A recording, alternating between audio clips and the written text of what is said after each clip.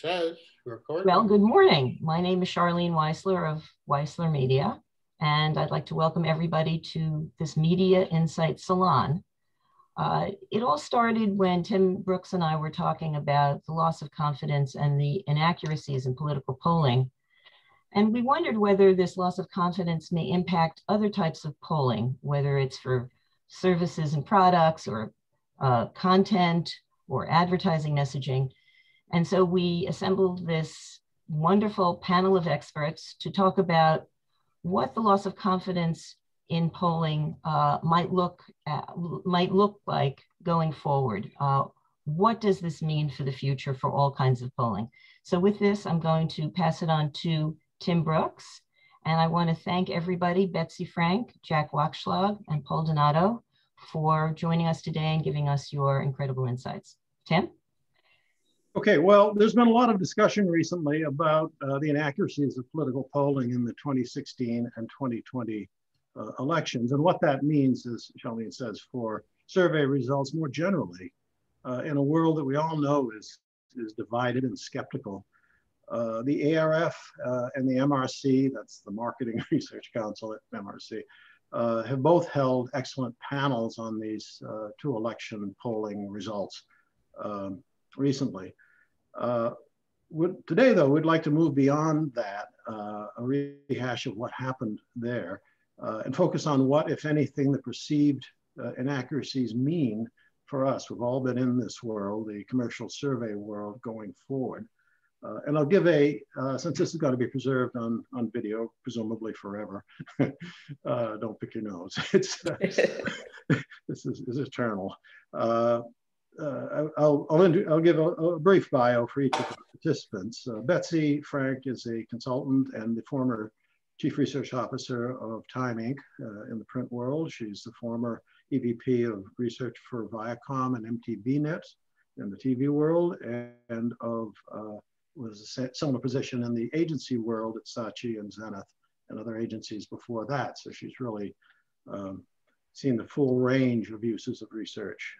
Paul Donato is the Chief Research Officer of the Advertising Research Foundation and was, prior to that, the CRO of Nielsen for 17 years.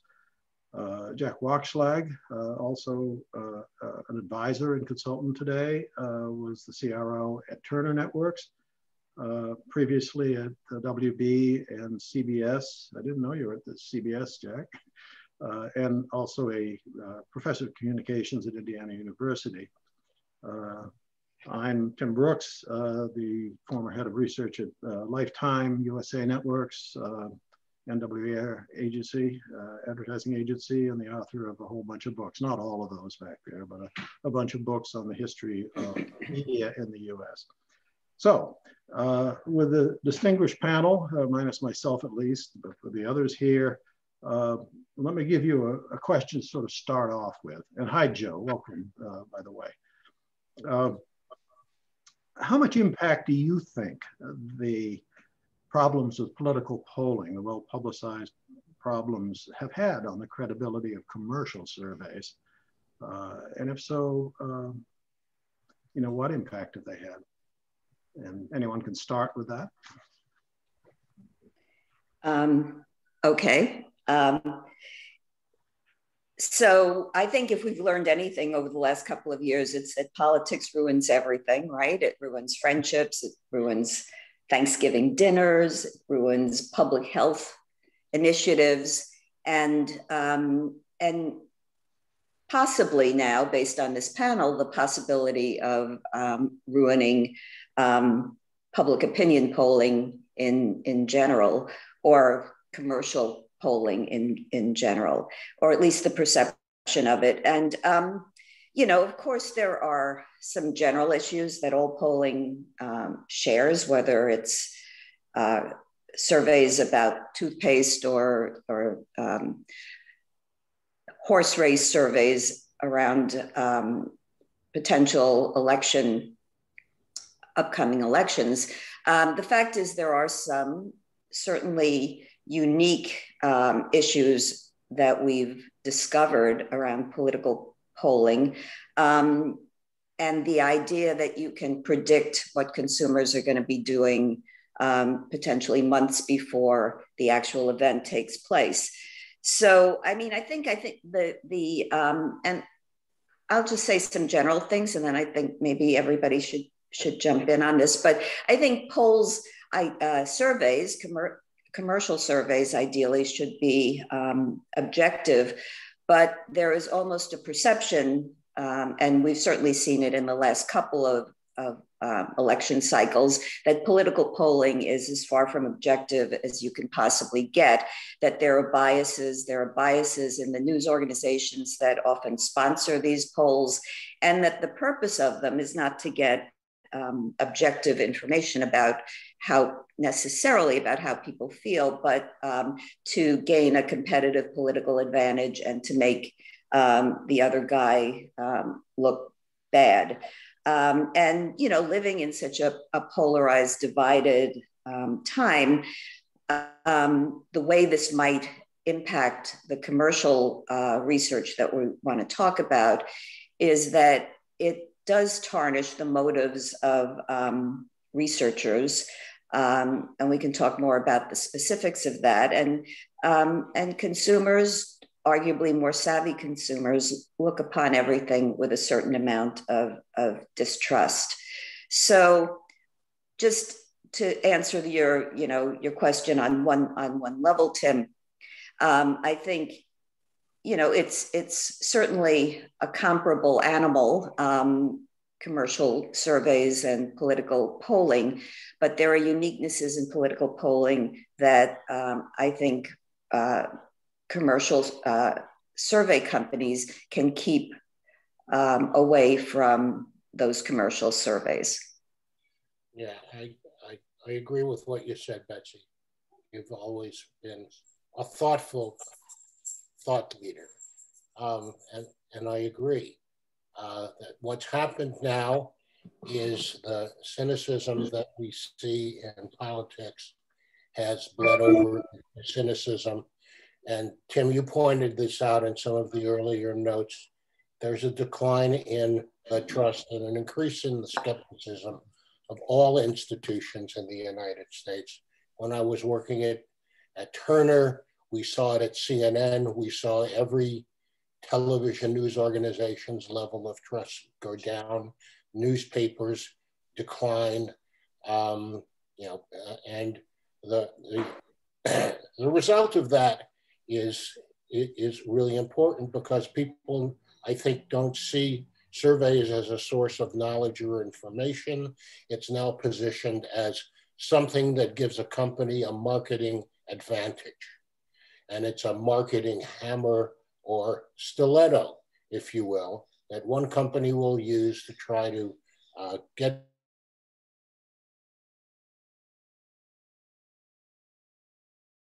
what it, I think there's a bigger risk. And this big risk lies in the business itself, because as this attitude pervades not just the consumers, but the people in the companies that hire research departments to conduct this kind of inquiry, it gets pretty easy to see and say, you know what, we don't need that kind of stuff anymore. It really is misleading. It doesn't provide us any useful information. And by the way, the data analytics guys, they have the real stuff. And so we have seen the unfortunate byproduct, not just in terms of public trust of surveys, but we've seen it in corporate dismantling of research departments. A lot of stuff to unpack there, but there's also a lot of data that is really rich in terms of understanding what's going on. As Tim said, we just had a session on the impact of the political polls run by the LA Media Research Council. And we had folks from NRG and from NBCU say that they're seeing a decline in what they consider to be the quality of the research, but it's certainly not just because of the impact of political polls. I think just as impactful, the lockdown and COVID all of a sudden everyone is doing online surveys. And so they're seeing the incidence of fraud in surveys go up significantly during this time. It's interesting because a name you'll recognize, Rob Duboff, very active ARF member from years gone back, is at Hawk Partners out of Boston. And he wrote a piece before the last election saying, you know, political polls and survey and market research are really two fundamentally different animals. Political polls, you're trying to predict, first of all, are they going to vote? And then if so, who they vote for? And it's sort of a binary thing. Who are they going to select? Whereas market research generally is much more to inform complex business decisions. Yes, it tries to find out whether a product will be successful, but good market research goes deeper than that. It really goes towards sort of how to promote it, how to position the product, and it's got many more dimensions to it than political polls. And in many ways, it makes it a little bit easier. Political polls are either wrong or right, black or white, but with market research, you've got multiple dimensions to speak to. The data, interestingly, Pew's done some really good work in this area. A number of companies have, Ipsos has also. Pew's work spoke to basically, if you looked at the divergence in terms of, you know, the Biden-Trump predictions, so, you know, I think nationally it was 8-point lead.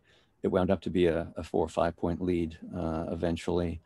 And a lot of, in this election cycle, a lot of it was about, you know, Trump voters, shy Trumpers not showing up in the polls or not trusting the polls because the media is the enemy of the state, which is a whole new situation we had to deal with.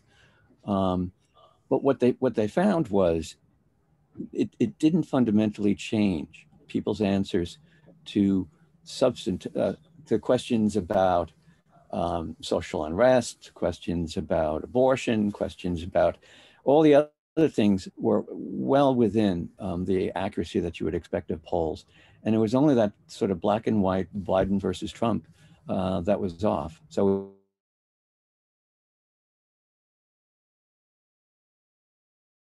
interesting thing, a winner and a loser, as opposed to tapping those other dimensions like your views about abortion, your views about the social unrest.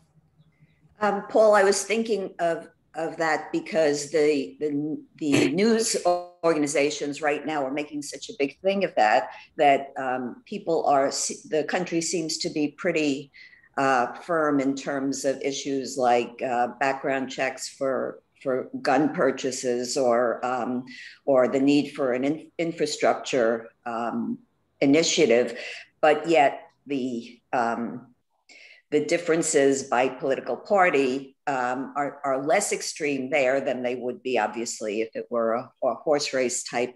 You know, who do you want to vote for? Who are you voting for? Who do you prefer? And I think they're making a very big deal about this, but I started to think whether those polls or surveys that are addressing some issues rather than, you know, who do you like, A or B, are more like the consumer surveys that, you know, we've been thinking about and how they will be affected by what's happening in the political arena. We also, I think, in the last, say, 2 election cycles, although, you know, there's nothing that says that political polls were perfect before 2016 and then it all fell apart. You know, there's plenty of background on that. But the idea that, especially in the last couple of years, it feels like everything is so out of control. So those numbers, like, we hold on to them, you know, because there's a number.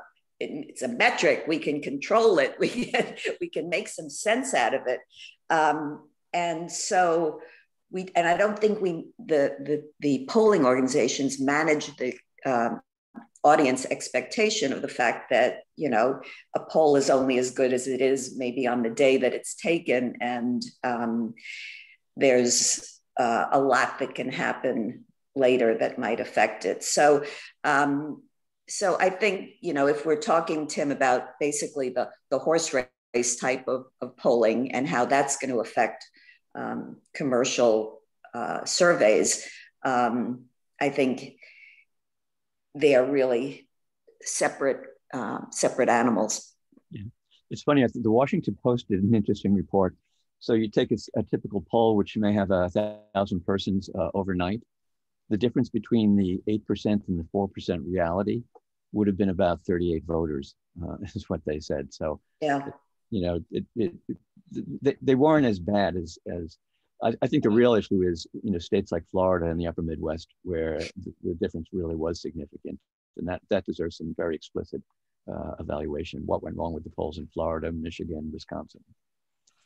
I mean, look, there are certain fundamentals that I think all of us agree with that still exist and are important foundations of the science of polling and research. And a lot of those things have been discarded as people believe and use large data to displace samples in sample polls. So, you know, the law of large numbers still holds.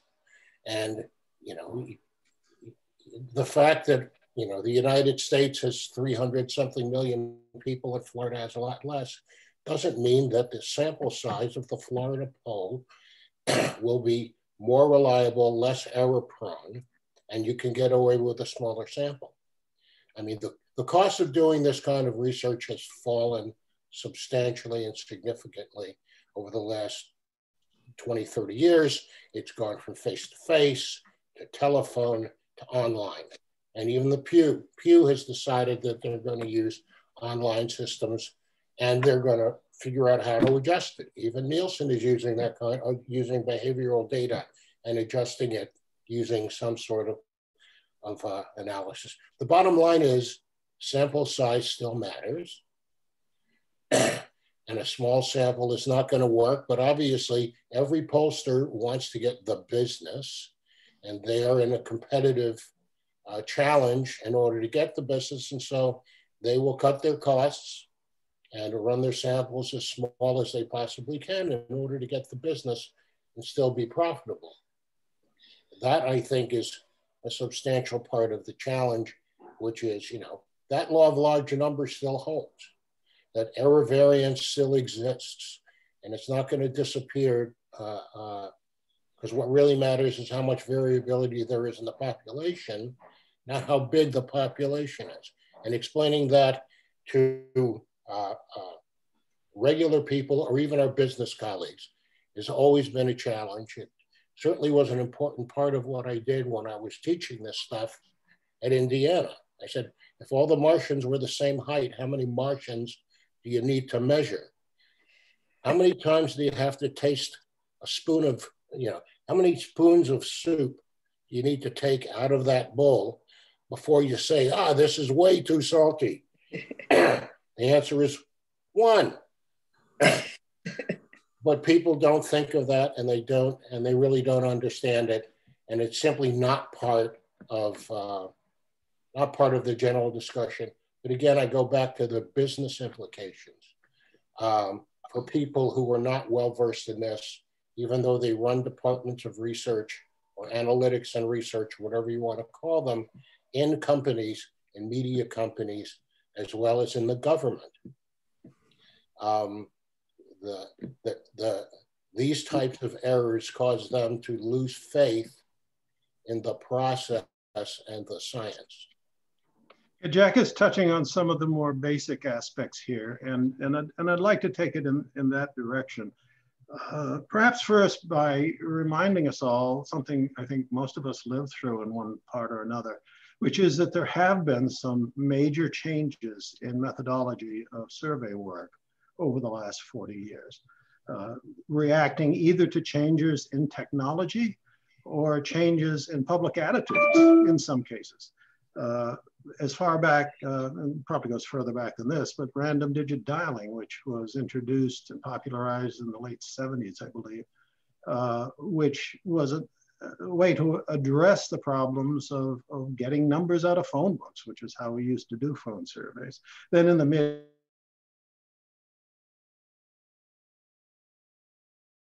Of course, there were the people just weren't filling out diaries anymore, and we couldn't get demographics the way that historically we could. And so it's taken a long time to come to local measurement, obviously, but in a fairly short span of time in the mid 1980s, that was a major change in methodology, followed on by personal people meters and other non-invasive kinds of measurements.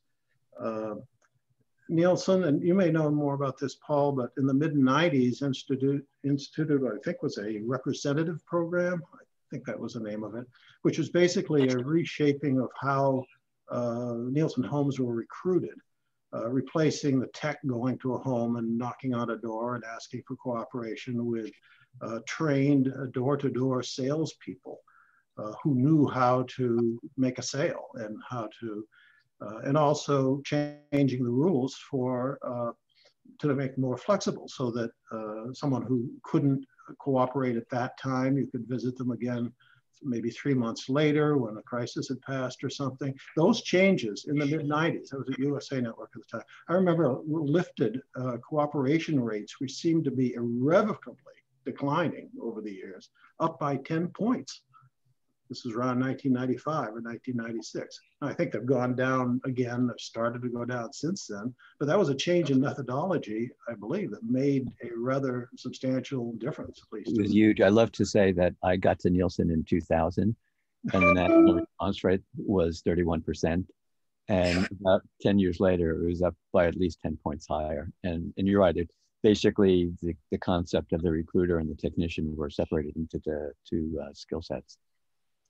The early 2000s, of course, saw the online, the rise of online survey work and how that was done. And as late as 2009, some of you were involved with the Council on Research Excellence, which founded a big, and funded by Nielsen, which fielded a big observer study, which showed, I think for the first time, at least in numbers, how people would overstate their use of new technologies and understate their use of traditional technologies like linear television in recall surveys, because the same people were watched or followed one day and asked the next day.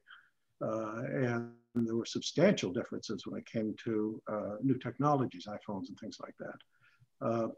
These are all times when real changes were made to adapt to either the public changing. Well, now we've got a public that's, as several of you have said, which is very skeptical, which is increasingly demanding of privacy, which lawmakers have picked up on.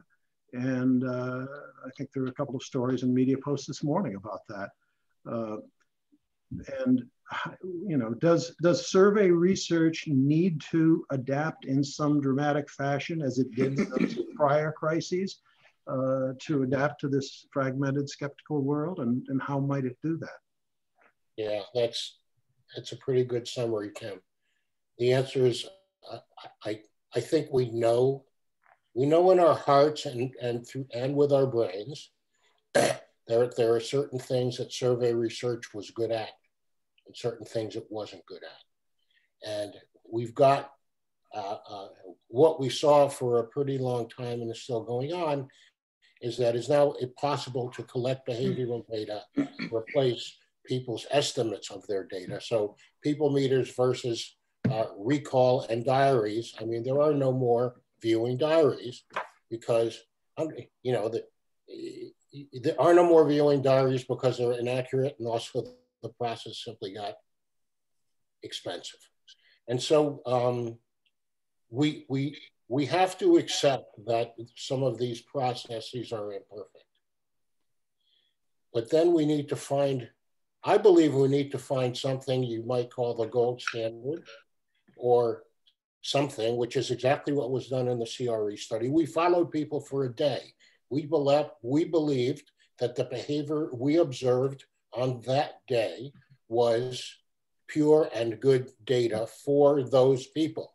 And then we surveyed them the next day.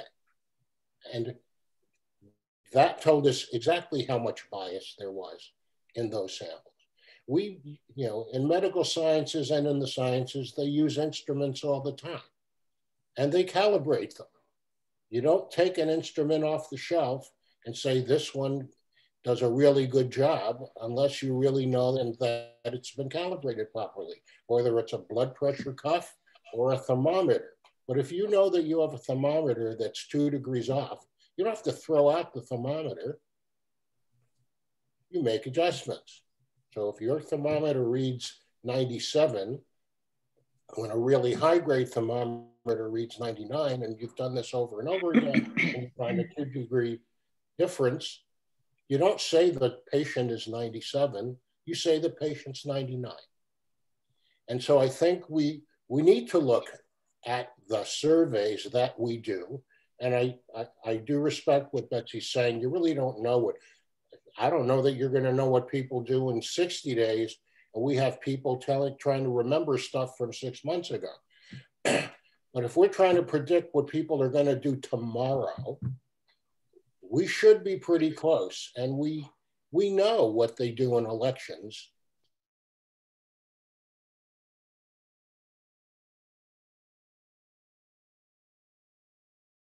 And some people say it's not.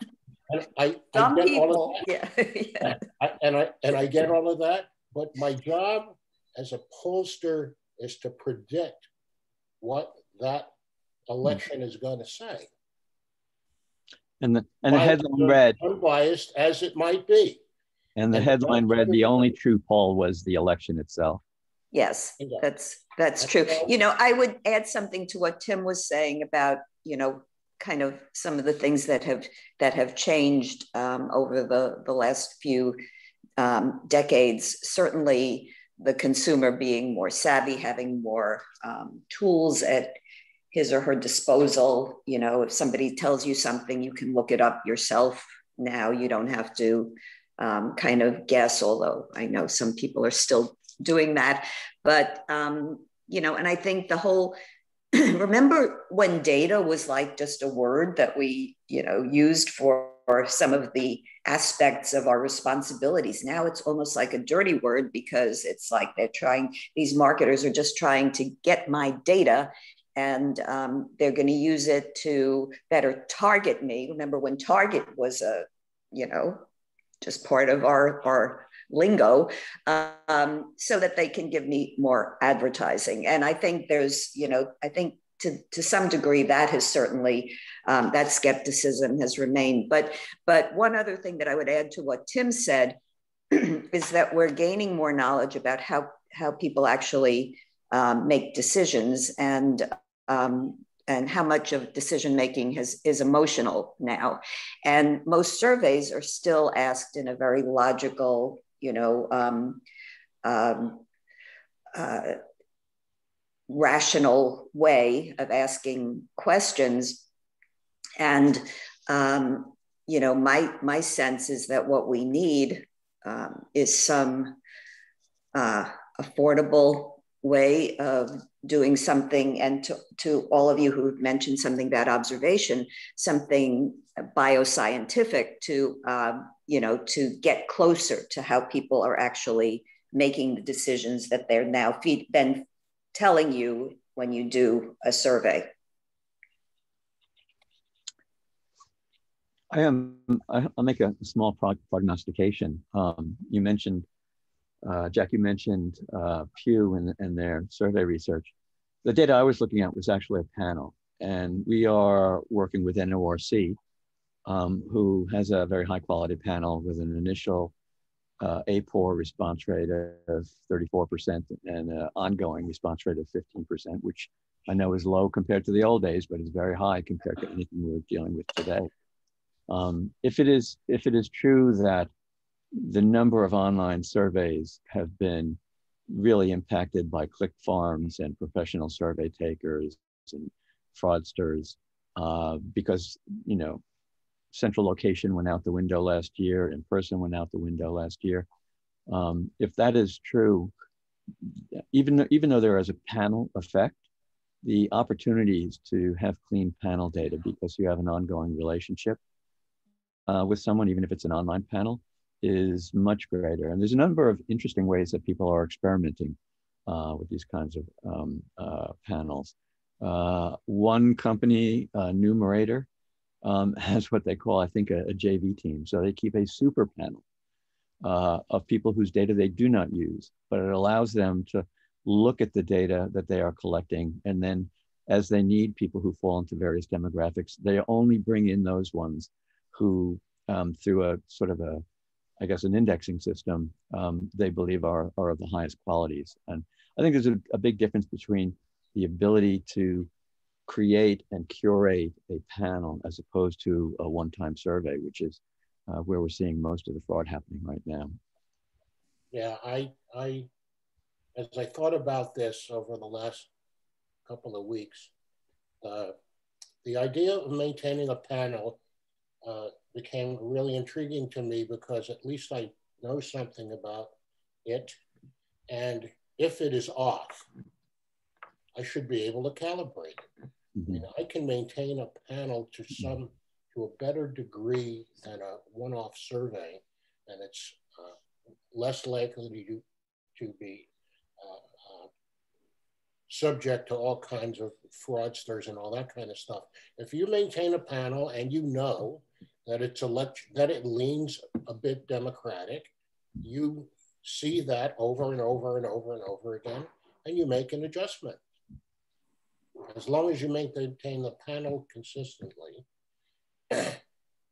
it's worth looking to see if the bias will be consistent when it's compared to these gold standards of the real thing, whether it be election results, car sales, reactions to commercials. There was a suggestion made, and either in the ARF or in the MRC panel on the elections, and I'm sorry, I don't remember which one, that given the underreporting by Trump supporters, for example, that maybe we needed to have some kind of weighting factor by, this is following on what Jack said, the leanings of the respondents that we're talking to. And this isn't just political. This could be that they are particularly skeptical toward institutions, or they, particularly like Chevrolets, or they particularly like programs that are, good, clean G programs, and they're not going to react well to anything else. Whatever it is that you're studying, that you need some kind of weight or adjustment, perhaps stated up front when you present the results of your panel, and maybe you could do that. Curating a panel, as you praise, Paul, maybe, is that something we need to start doing? I think you're probably referring to Cliff from Ipsos, who was a political pollster, who talked about the 6 or 7 different models that they had. That goes to the point that you're trying to make. And the different models capture different dimensions of person's personality, and they use that, and they compared it to just a standard demographic weighting. And in each case, these models, which considered both psychographics and, for example, I forget the name, they have a catchy name for basically how strongly you support the incumbent. And they use that to increase the likelihood that you were going to be an actual voter because of the strength of your support of either Biden or Trump. And in each case, it significantly reduced the polling error. Yeah, I think it's inevitable that we're going to have to try to use these sort of correlates of the bias, things that, but the truth is we really don't know, and I don't, we'll speculate about what those correlates might be so that we can use them as statistical controls when we produce the estimates. I think you end up trying a lot of stuff, and there's a lot of, there's a lot of political data now. Every state's got data on who voted, where they voted, and how many voted. And we have the results of all of these local polls. If we can identify some of the correlates, it's better than ignoring them when we try to go out and do the same thing next time. Obviously, if we continue to try to do what we've been doing, we will continue to end up with estimates that are off more than we would like them to be. Jack, does this run into the problem that's been raised often of they fixed it in the edit, that somehow the data has been adjusted and therefore is not as credible? Which the data, the polls, the poll No. or the election? No, I'm talking about an approach to survey work in which you adjust data. You know, there's been, as Paul knows, there's been a lot of controversy over Nielsen's adjustment of data. Yeah. Simply because it's not actually what the poll said, it's adjusted. Maybe for very good reasons, but it's adjusted, and that in itself brings about a lack of trust. Is that a problem? I think it's less of a problem than having unadjusted data that is easily to point your finger at. I think the variables that you use for adjusting, though, have to be examined periodically, because I'm not sure that the ones that really count, and maybe that's what someone needs to, you know, I'm sure people are looking closely into how these polls compared to the actual results, whether we're adjusting based on a limited number of variables, and that there are a lot more. And maybe, as you have been discussing, that the issue of bias, and, you know, to me, the whole thing of socially desirable responses would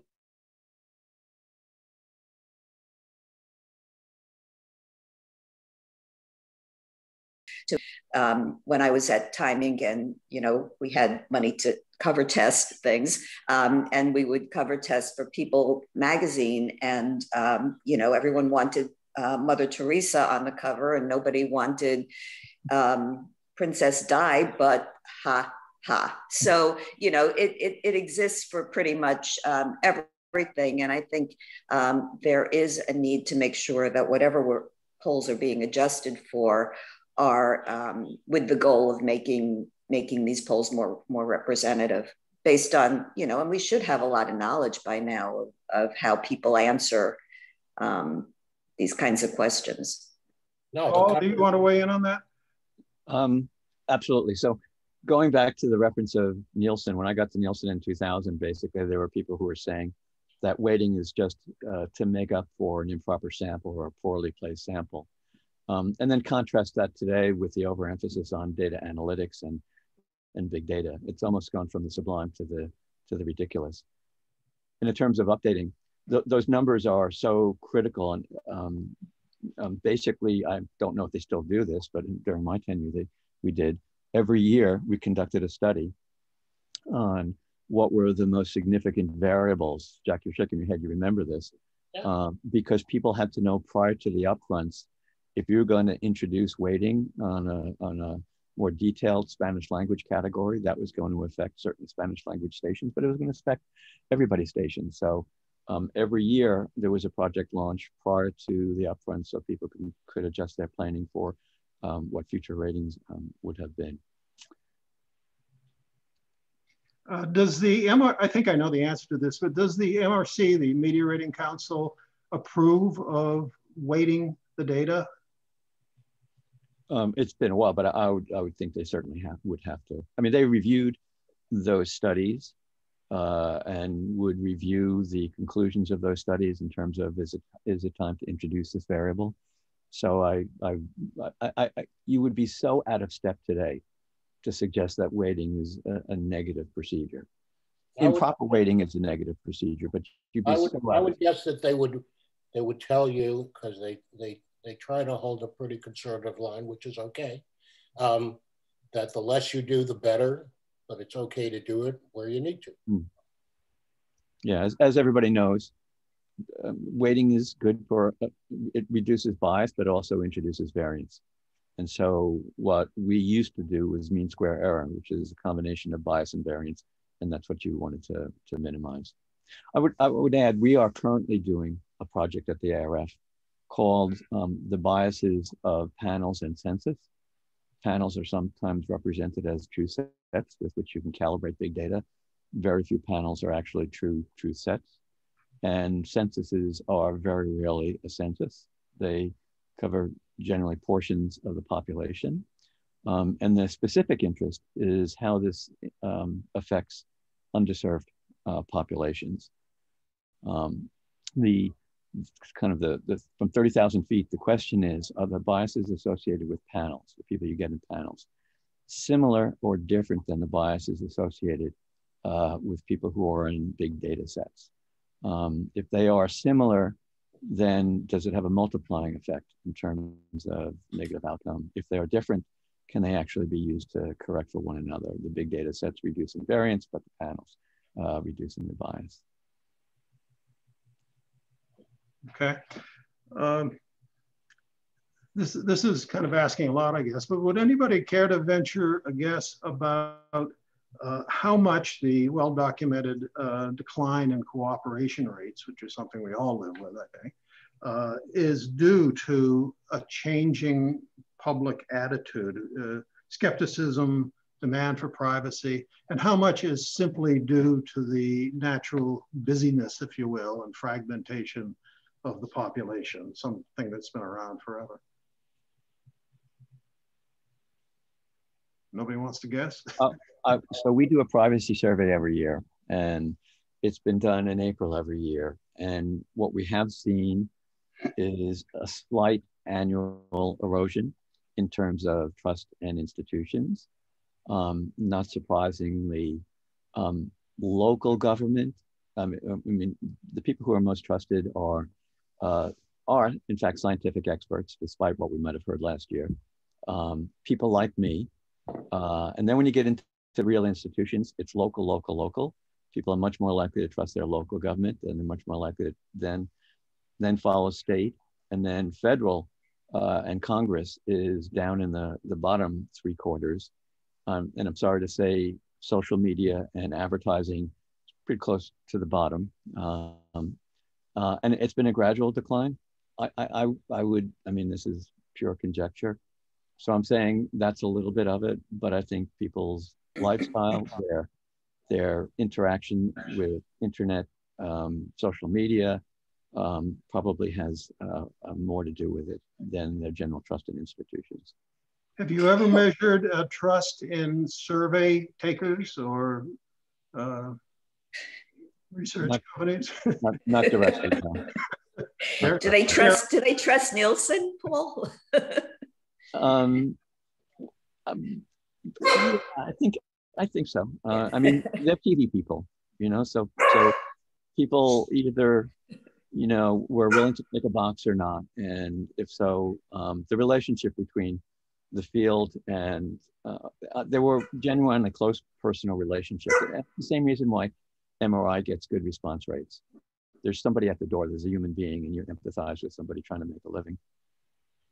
I remember that Nielsen did some advertising, I think it was in Chicago, using their name to try to increase response to their surveys, because Nielsen at the time, this is 10 years ago, probably under you, felt that the Nielsen name did have more cachet than a random survey being taken. That's true. It was recognizable. It was recognizable purely because of television, obviously. Yeah, absolutely. Paul, can I ask you a question? Is it, because people have said this to me, but is it simply apocryphal that cooperation rates increased during the pandemic, that people wanted to find something to do, and talking to researchers or filling out surveys online gave them something to do? I don't know the answer to the question, but I know I've heard that. I've heard that response rates in general have gone up because people were locked at home and they could basically surf the web, and you got, you know, a survey that popped up, and you'll do it for $2 or whatever. Right.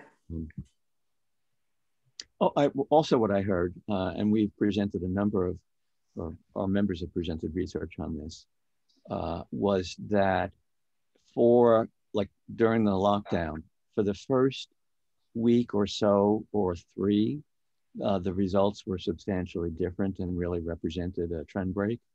But after about 4 weeks, the data returned to what most people would have considered to be quite normal. That said, most advertisers are scratching their heads in terms of market mix modeling now, what to do about the 2020 data. Do you use it? Do you dismiss it? Will 2021 be any different than 2020? Okay, well, I'm going to use the chair's privilege to anoint each of you in turn the king or queen of research, who can set the rules, bring them down from the top of the mountain on a tablet, presumably. If you were in that position to tell the industry what it has to do now, with all of this that we've talked about, with the experiences, not only of the election polls, but of what we know about the changing population.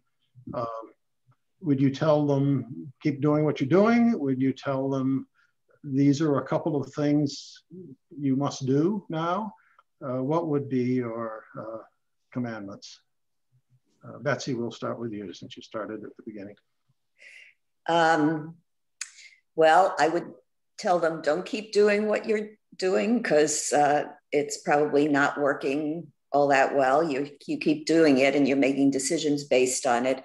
But I would say too, I think for the most part, we explain to consumers why we're conducting a survey. I kind of get the feeling that that has become even more important with such a savvy and skeptical potential group of people that we're trying to get information from. I think we've got to, and I'm talking now about obviously commercial surveys, not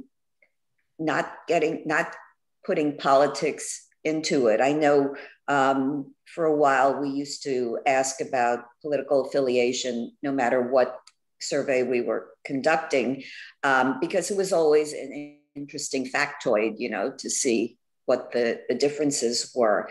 But I think that immediately sets up a red flag for a consumer. I think we have to make surveys shorter. I think nobody has the time to, sit either on the phone, although, that's goes without saying, but certainly even in front of a computer to answer questions. I think our targeting, dirty word, has to be better, because I get surveys about, testosterone supplements and my new Dodge Ram truck. I mean, these are things that people should know. But I think surveys, if we're going to continue to do them, and as I said earlier, I think we need something to supplement them, something that relies more on something closer to observation or biometrics. But if we're going to continue to do them, they need to be a little more, and probably improve the compensation that we pay people. That probably goes without saying, that we're going to have to pay them more, whether it's monetary or something else. Okay. I think that was very good, Betsy. Thanks. Well, thank you, Jack. Well, no. I think in part we have to stop trying to use survey data for things that other things do better, because it becomes really obvious to management when you come in and say, oh, look what I found. And then the data analytics folks come in and say, but the behavior says X. And so I think we have to stop trying to wow people with interesting factoids when somebody else has got that kind of data collected in a better way. Nielsen collects our data by trying to observe the behavior. Asking people what they watch it's exactly the same process. All of us who were on the media side could have saved a lot of money if all we had to do was ask people what they watched, instead of trying to observe in an unbiased way what it is that they watched. I think we need to know and understand and reinforce the science of what we do.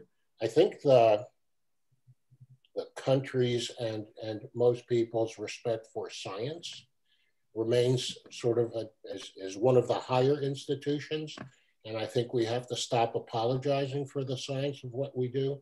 And we have to make it more scientific.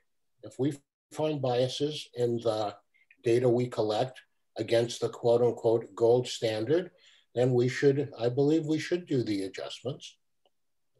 Nobody gets to see the raw data. No pollster would want to provide the raw data. You provide the estimate, you know, and the estimate belongs to you and you have to own it, all right? And you can't apologize. What I see a lot of is, we're not sure about it, but this is the number we think it is. And I think it's a huge mistake to apologize for the data. If the data is good enough, you shouldn't apologize for it. You put it out with pride. Do you remember the cover of the Arbitron books with Bwana Bill? Remember, ratings are only estimates. Bwana Bill. Okay. That goes Bwana back Bill. 5 years. Okay, so my answer is a proper balance between a well-curated panel and machine level data. I think asking people through surveys or panels is probably the best way to get to the why. Machine level data, if you can correct for its biases, might be the best way to get to the what actually happened. Erwin Efron used to always say the winds blow west with respect to media research, meaning that if it's at the UK right now, in a few years it'll be here. And sort of currently in vogue in the UK is share of search as a replacement for a predictor of market share in the future.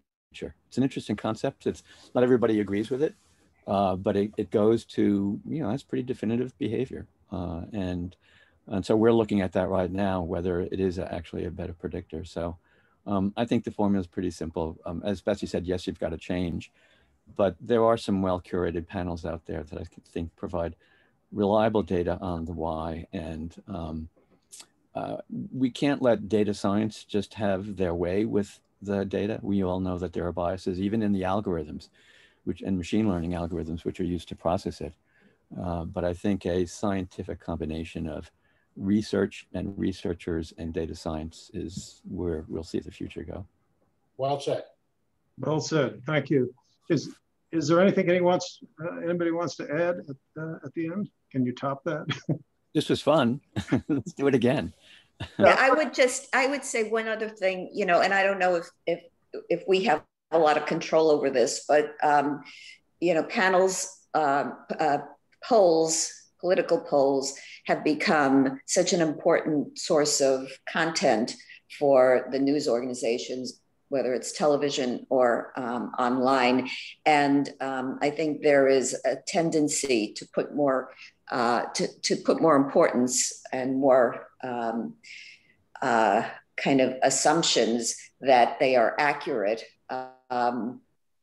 in predicting the winner of the particular horse race than they really are. So I would ideally, you know, and you said I could be queen, Tim, I would ideally like to see news organizations managing how they position polling, because it's, you know, with more polls coming in every day, and, you know, some of them support each other, some of them are way off from each other, with the understanding that everybody's using a different sample, different qualifier of registered voters or frequent or likely voters or all voters, and the way questions are asked and the methodology that's used. I think the news organizations need to be educated on how they position these polls to their audiences. Okay, well, thank you. Let me just end with one little anecdote, and I'll turn it back to Charlene. I was on a discussion group of the MRC, the Marketing Research Council, a group of us just talking about survey and polling. And one of the people on the screen, a Zoom screen like this, referred to those crazies who answered the political question in a certain way. Those crazies. And I said, they're not crazies, they're respondents. If you're a professional researcher, they are respondents. I think we need to, just personally, we need to look at ourselves and our shops, frankly, to make sure that we are in fact independent observers, and we're not I'm under no illusions. They didn't pay me money all those years to tell them what I thought. They paid me to, and they pay you to tell them what the audience really thinks. So I think we have to make sure that it doesn't creep, this kind of bias doesn't creep into the survey organizations themselves. Charlene? Well, I want to thank everybody. What a great conversation. I've been taking notes. I just wanted to just give you some top line takeaways that I got. The importance of the right size sample for what you want to sample. The emotion, taking into account the emotion of the respondents versus the logic and rationality of surveys. There are benefits to maintaining an online panel and as well as its ability to calibrate it. The issue of to wait or not to wait and the impact on certain variables. It reduces bias, but it can introduce variance. The fact that there was a slight erosion in trust by institutions. There's greater trust in local, then state, and then federal is the lowest, along with social media and advertising. And in terms of going forward, the importance of explaining to consumers why we're conducting the survey, perhaps shorter surveys, better targeting, use surveys for the right purpose, make it more scientific, and maintain a proper balance between the panel and machine level data. A lot there. Tim, thank you for moderating a terrific panel. Thank you, Paul, Jack, and Betsy for amazing insights. And thank you, Joe, for covering this for MediaPost.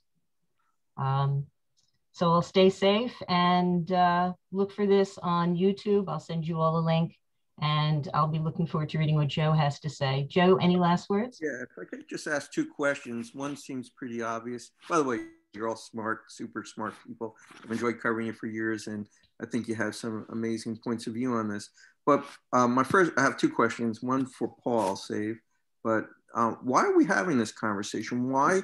I thought the political polling thing was kind of interesting incidentally and anecdotally, and I have written that it may cause some concerns or crisis for commercial researchers, but I want to understand what you think the issue is. Is it kind of a canary in a coal mine? Do you think this is going to have an impact on commercial research, specifically media and marketing research? Or are you just, do you see this as an early indicator? I'm trying to understand why you're having this conversation now and why you're trying to come up with solutions, because political polling is completely different in a lot of ways than commercial research, as you've already said. So I'm trying to frame, so I know what to write, why you did this, why you're doing this conversation. Was that a question for me? I don't want to. Well, that's for the group. The question I have for you, Paul, I'll just save to the end. Okay, well, let's let the group answer your first question. Well, I can tell you why Charlene and I originally thought about bringing this together, and that was that in these discussions by panels held by the ARF and by the MRC, this very issue was raised. What effect is this going to have on commercial research? It certainly was in those cases, I think, Paul, you can probably confirm this, that it is a concern of the industry. Is it? Is it really a concern? That was part of what, those panels did not, they were dealing with a lot of things, particularly, exactly what had happened in those political polls. So this was meant to follow on from that and explore whether, in fact, this is an ongoing, a canary in a coal mine, as you put it. That's why we did it, to explore that. Just as a follow-up to that, do any of you think it's had a material impact on either public perception or, organizational perception on the role of research? And there needs to be a call to action right now. I think it's an easy thing to point to, but as I said earlier, I think other events of 2020 probably had more to do with it. The onslaught of online surveys, people being at home, people sort of becoming aware that they can make $1 or $2 taking these surveys. And so if you think, not to be political, but if you think about life a year ago compared to life right now, even in a news cycle, the news cycles are so different that I think it's a very different world than it was or has been over the last 4 years. So I think things will kind of edge back to normal. There will be a new normal. Obviously, people's work habits are going to be very different. But in terms of research, you know, I think the organizations will possibly have an increased trust in research, because especially if it's a combination of survey plus machine level data. Yeah, I thought those were all practical solutions. By the way, the Ipsos. Go ahead. I worry because, you know, look, in all of our experiences, we've had two kinds of research and different management looking for different things out of research. There's a manager who wants to know what's really going on, and there's a manager who wants to use the information to let everyone know that their idea is a great one. And that's exactly, so, you know, Trump doesn't like the results, so he'll bury them. That's, you know, he can do that, but you know, we have managers who want to use the results in that way. They don't trust it anyway. Their purpose is to use it for their own personal gain. And the more that is seen and that's how the data is used, the less trust you're going to have, because it's going to be used in untrustworthy ways. And you as a research professional, however, have the obligation to ask that manager, do you want to know what's going on? Or are you using this for some other reason? Which is perfectly okay, just let me know. But it's important to deal with the possibility that people don't want to use the data just to learn. They want to use the data for other reasons. And we serve that function, and quite frankly, many of us served it well. That's a good point. I mean, if you think about ad sales, that's where it's got to go. Right. I was going to say, I've been, you know, in ad sales research for a while, and oftentimes the purpose was to find a spin, a story. Right. From my perspective, you know, I know the industry is focusing on this. I was wondering in this discussion about the impact on the respondent. When you get a lot of questionnaires that incite, and I've gotten a few of those political questionnaires, does it make the respondent a bit more suspicious about the way the questions are being asked and how they're going to respond? And I think that's a slippery slope. I could really drill into this, but you guys have already used a lot of time. But if at any point in the future you ever want to talk about what Betsy was getting at about the role that media play in covering or reporting on research, I'd love to participate in that, because I do think there's a bias there, but I also think there's some things that researchers don't understand about the way the news media work, but that's a different story. This all leads up to, in a way, to this final question for Paul, or any of you who want to jump in on it, which is kind of a little bit of what Charlene was getting at, which is, do we know how much survey research is actually done? Is there a baseline? Have you been tracking it over time? Do we know how much it's gone up? Do we know how much exposure the average consumers had? Anecdotally, we know people were at home and they were being paid $1 or $2 per survey. That's great. Do you have any kind of baseline for this? Paul? I don't have a hard number, no. What I will say is sort of all the research companies that have been doing presentations and reporting are simply saying that their response rates have not suffered, they've gone up. And what has also gone up is fraud associated with it, because everybody's jumping in. Well, again, I'd love to do a lot of follow-ups, but you've been generous with your time and letting me sit in. So thank you for explaining some of that. Good luck. Good to see you all. Thank you all. Thank you. Take care.